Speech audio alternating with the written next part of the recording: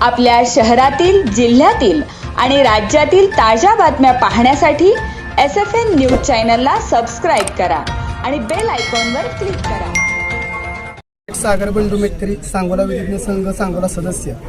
परवा 31/3/2026 रोजी संध्याकाळी माझ्या भावाला इथं आणले असल्याची घटना घडली. मला नातेवाईकाकडून कळालं.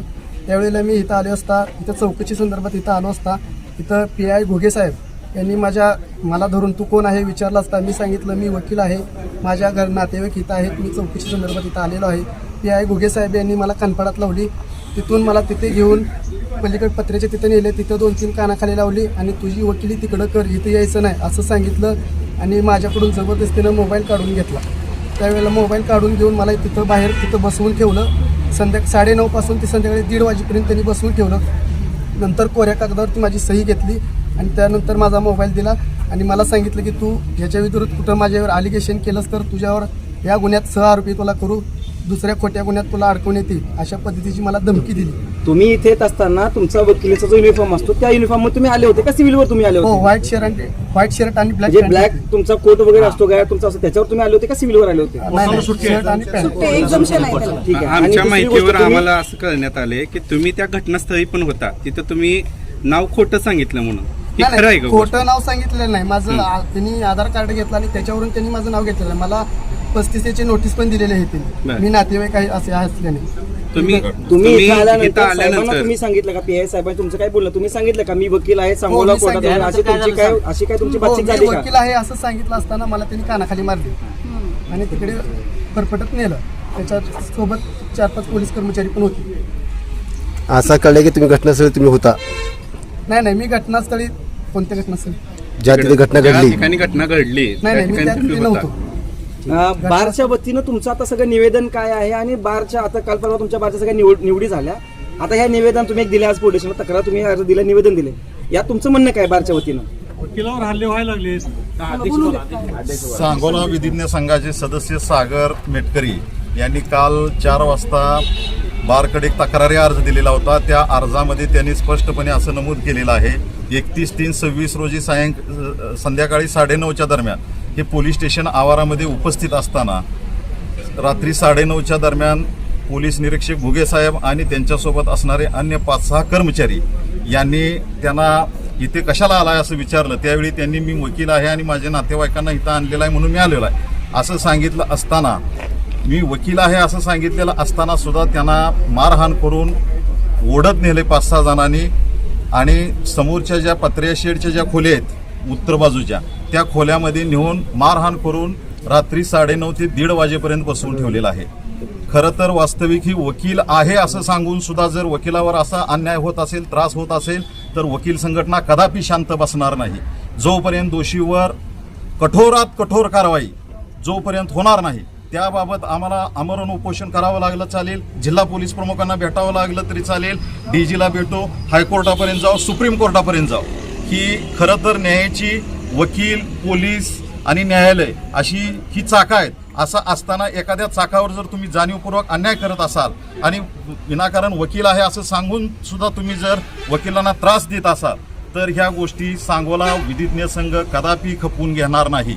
जोपर्यंत ह्या जे दोषी आहेत या सांगोला पोलीस स्टेशनमध्ये CCTV असतील, कारण शासनाचा SOP तसा आहे, पोलीस स्टेशनचा प्रत्येक कोपरा CCTV मध्ये कव्हर झाला पाहिजे आणि त्या अनुषंगानं त्या CCTV मध्ये आम्ही असं म्हणणार नाही जे दोषी असतील त्यांना पाठीशी आम्ही मुळीच संघटना पाठीशी घालणार नाही.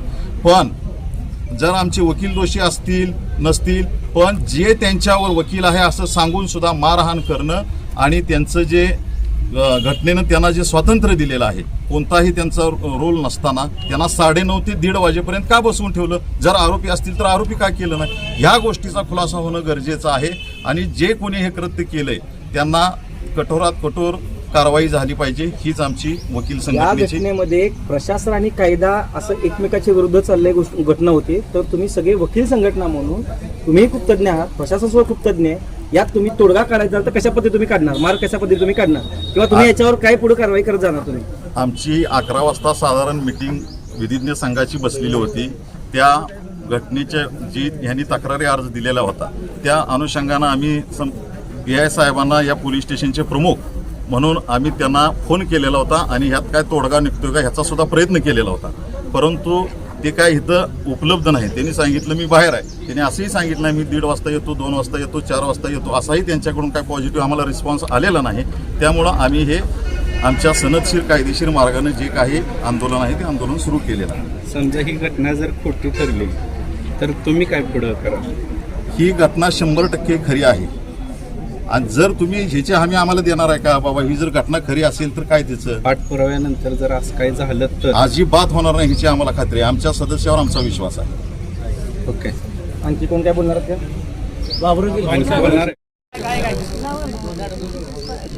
जो काही गुन्हा या 2 ग्रुपमध्ये जो घडला आहे त्याच्याबद्दलचं पोलीस स्टेशनला गुन्हे दाखल झालेत, त्यांना कुणाला अटक केलं असेल त्याच्याबद्दल आम्हाला काहीही म्हणायचं नाही. फक्त एक आहे की जो वकील म्हणजे आमच्यातला इथं हजर होता, त्याचे नातेवाईक अटक केले होते म्हणून तो आला होता. त्यानं पहिल्यांदा नाव जरी समजा भीतीपोटी मेटकरी हे नाव असल्यावर भीतीपोटी जरी चुकीचं सांगितलं असलं तरी केवळ दहशतीमुळं इथल्या मारहाणीमुळं त्यानं सांगितलं. पुन्हा त्यानं आपलं खरं नाव सांगितलं. पहिल्यांदा त्याला 2-3 मुस्काटात दिल्या असं त्याचं म्हणणं आहे आणि पुन्हा नंतर त्यानं मी वकील आहे असं सांगितल्यानंतर पुन्हा त्याला एका पत्र्याच्या खोलीत नेऊन लाथाबुक्क्यानं मारहाण जी झाली त्याला फक्त आमचं ऑब्जेक्शन आहे. त्याला फक्त आमचं तुम्हाला पोलिसांना आपण दोघंही पोलीस स्टेशनसुद्धा ही जनतेत शांतता निर्माण करण्याचं कायद्याचं संरक्षण करणारी संस्था आहे, ह्याच्याबद्दलचा प्रश्न नाही. आम्ही सुद्धा वकील सगळे जे आहे ते सुद्धा कायद्याला मदत करणारीच माणसं आहे. मग अशा परिस्थितीत तुम्हाला वकील आहे म्हणून सांगितल्यानंतर तुम्हाला ह्या वकील या संज्ञेची तुम्हाला एवढी अलर्जी पोलीस स्टेशनला का, पोलिसांची का, हा प्रश्न फक्त माझा आहे आणि त्यासाठी फक्त आम्ही तिकडं आलेलो आहे, त्यासाठी आम्ही तक्रार दिलेली आहे. मला ह्याच्यापेक्षा दुसरं काय सांगायचं नाही.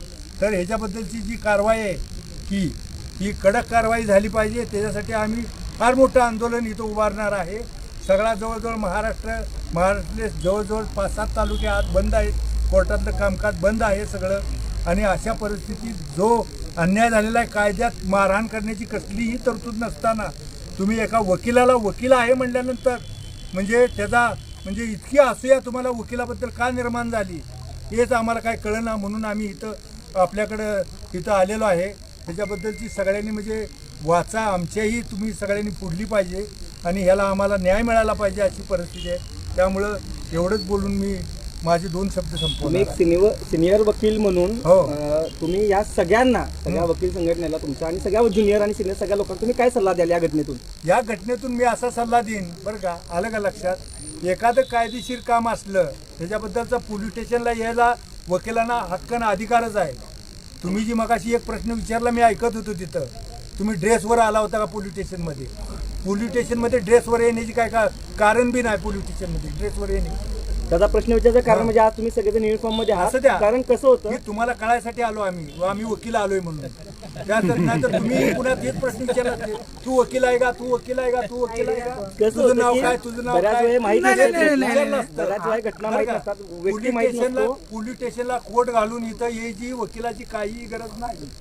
आलं का लक्षात? वकील साहेब, आणि आता त्यानं- आमचा प्रश्न काय त्यानं आहे? ज्या वेळेला करतो बरं एकदा. त्यानं ज्या वेळेला पहिल्या 2 तडकाने हाणल्या, तो वकील आहे ही माहित नव्हतं तुम्हाला, तो अनावधानानं मारला, त्याच्याबद्दल आम्हाला काय ह्याच्यासाठीच म्हणायचं आम्ही प्रश्न नाही. विचारला परंतु- होता. परंतु हा. ज्या वेळेला त्यानं साहेबांचा वकील आहे म्हणून गैरसमज तुम्हाला झाला सांगितलं, असावा. त्यावेळेला चिडून जाऊन तुम्ही वकील आहे म्हणल्यानंतर जी मारहाण केली ती तुम्ही वकिलाचा त्याला एकट्याला मारहाण तुम्ही केली नाही, या वकील संघटनेला प्रत्येक वकिलाला मारहाण केली असं माझं म्हणणं आहे. 2 मिनिटं. त्यामुळे त्यांनी- कारवाई ही झालीच पाहिजे. त्यांना पहिल्यांदा प्रश्न विचारल्यावर त्यांनी सांगितलं की मी सांगितलं होतं आधी मग मला मारले. आता तुम्ही म्हणताय की आधी मारलं आणि मग नाव सांगितलं. आधी पहिल्यांदा जी मारहाण झाली होती 2 तडकाने त्यांनी सांगितलेली माहिती त्यांनी मी सांग- सांगतो. हां. बरं का, आलं का लक्षात? त्यानं चुकीचं नाव बी सांगितलं होतं, भीतीपोटी त्याने चुकीचं नाव सांगितलं होतं. मी मेटकरी आहे म्हणून सांगितलं नाही नाव, मी सरगर आहे म्हणून नाव सांगितलं, मारतेली म्हणून. पण पुन्हा ज्या वेळेला त्याला 2 तडकाने दिल्या त्यावेळेला त्याने त्याचं नाव सांगितलं, त्यानंतर- माझं खरं नाव मी वकील आहे म्हणून. वकील आहे म्हणल्यानंतर पुन्हा त्याला उचलून नेऊन त्या पत्र्याच्या खोलीत मारलं आहे. ओके. हे असं चालणार नाही. कायद्यात तरतूद नाही तुम्ही मारहाण करण्याची. आणि काय दमदाटी देऊन लिहून जरी घेतलं तुम्ही, ज्या अर्थी लिहून घेतलं या त्याच्याकडे मी तक्रार करणार नाही, त्या अर्थी तुम्ही गुन्हा तुमचा कबूल केलाय असं मी समजतो.